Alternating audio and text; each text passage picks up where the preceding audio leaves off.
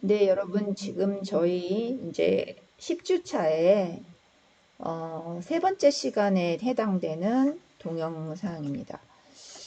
이번에는 주로 이론이라기보다는 여러분이 하고자 하는 수업 시간에 하는 활동, 그리고 과제에 대한 설명입니다.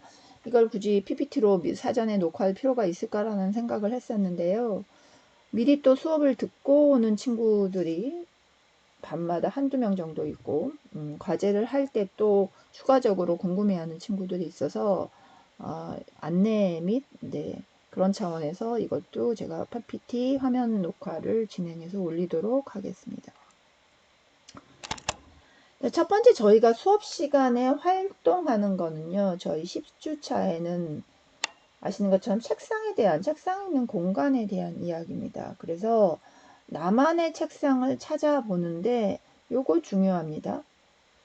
책상 3개의 치수를 적는 게 중요해요. 그래서 지난 시간에 침대를 할 때는 침대 하나만 했지만 이번에는 책상 카탈로그를 만들 때 치수와 사진을 포함하지만 책상이 3가지입니다. 책상 3개에 각각 치수를 적어야 되고요. 그래서 총 사진이 6매가 됩니다. 책상 3개에 최소 2장, 하나는 전체 사진,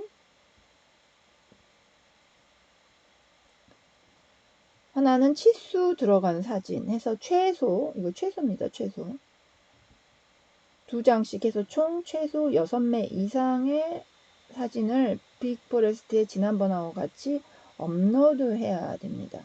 그런 다음에 저희가 업로드한 내용을 가지고 이야기해보는 거지요. 자, 이렇게 전체 사진 하나, 치수가 들어가 있는 거 사진을 최소입니다. 3개씩 해서 총 6개 해야 됩니다. 같은 책상에 같은 치수예요. 이거 지금 칼라를 달리 했는데 뭐 칼라 정도는 모르겠지만 같은 종류의 사진과 같은 그 책상의 치수를 해주셔야 됩니다. 이렇게요. 책상 사진 하나 치수 720에 600 뭐 이런 것들의 치수가 나와 있어야 됩니다. 프레임 T 같은 것도 나와 있네요. 재질은 없더라도 가로 세로가 명확하게 나와 있어야 됩니다. 자, 그래서 제가 뭐 학생 과제를 예시를 두긴 했지만 캐드로 안 해도 돼요. 그렇죠? 우리 그냥 종이로 붙여도 돼요. 중요한 거는 항상 방의 가로와 세로가 표현이 돼야 되고, 요번에 다른 거는 인면입니다. 인면. 저희가 평면, 인면 뭐 이런 말 들었잖아요. 그래서 9주차에는 평면이었어요. 10주차에는 인면입니다. 그래서 인면에 대한 게 요거죠. 요거. 그래서 사람이 이렇게 서서 볼 수 있는 걸로 그리는 게 인면입니다. 가구는 30분의 1 축척에 맞게 하시고요. 그래서 동작 공간, 귀신 공간이죠. 공간도 맞게 넣어 보십시오. 그리고 기타 가구도 넣어 보시고 모두 준비하셔야 됩니다. 자, 이거 수업 시간에 활동을 진행할 거고요. 수업 시간에 빅포레스트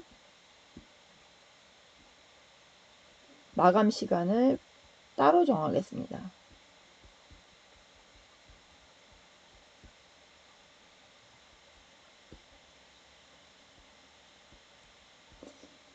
수업 시간별로 몇 시에 끝나는지 해서 간단하게 20분 정도 활동해서 올리도록 하겠습니다. 지난번에는 수업 끝나는 시간이었어요, 사실은.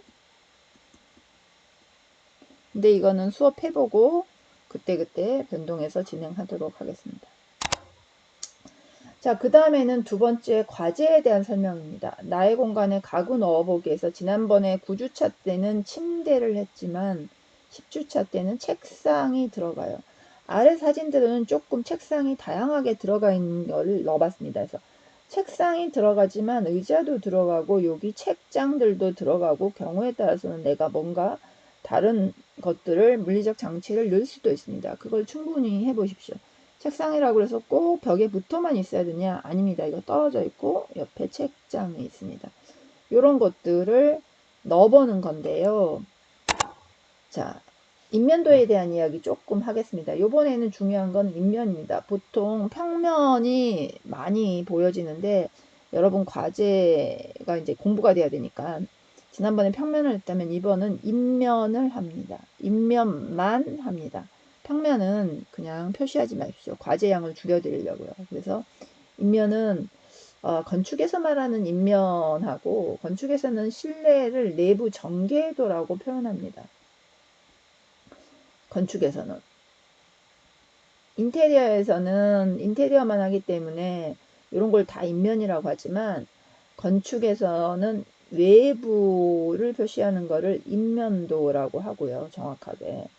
외부 빼고. 그 다음에 또 하나는 내부는 전개도라고 표현을 합니다. 조금 다르니까.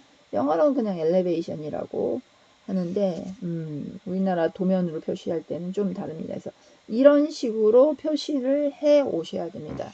인면 방식으로 하는 겁니다. 그래서 지난번과 똑같이 마음에 드는 책상을 한번 쭉 찾아보시고요. 그 다음에는 인면 수직, 제가 일부러 사람을 넣습니다. 여러분은 사람은 안 넣어도 됩니다. 그런데 비례감을 좀 알아야 됩니다. 내가 방에 이렇게 되는 거죠. 사실은 방이 이렇게 이쪽으로 봅시다. 사람이 이렇게 써 있는데 요 한쪽 면이 2850이면 요 높이가 2300이라는 겁니다. 사람 키가 1800 정도라고 하면은 요 대충 제가 비례를 잡았습니다. 요렇게 방 사이즈를 정하시고요. 높이가 중요합니다. 여기 높이. 얘는 높이입니다. 높이. 그 다음에는 범위를 한번 찾아보십시오. 내가 요 정도 범위에 책상이 들어가겠구나. 수업 시간에 했던 수업시간 활동으로 했던 침대란다. 책상을 넣어 보십시오. 별도의 책상 넣는 거는 아니고요. 더 힘들 테니까 한번 여기에 있는 것들을 여기 범위에 넣으면 2300 높이, 이때 높이가 천장고죠. 우리 실링 하이트, 층고는 보이지 않을 겁니다. 이 정도 범위가 필요하다.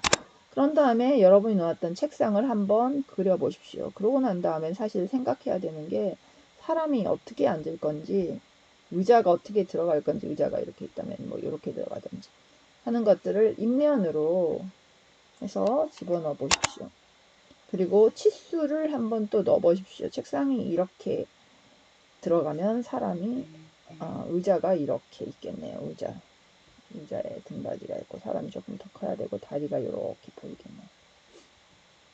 요거 한번 생각을 해보시고 난 다음에 그 다음에 한번 꾸며 보십시오. 여러분이. 그리고 얘는 문 열릴 공간이 있습니다.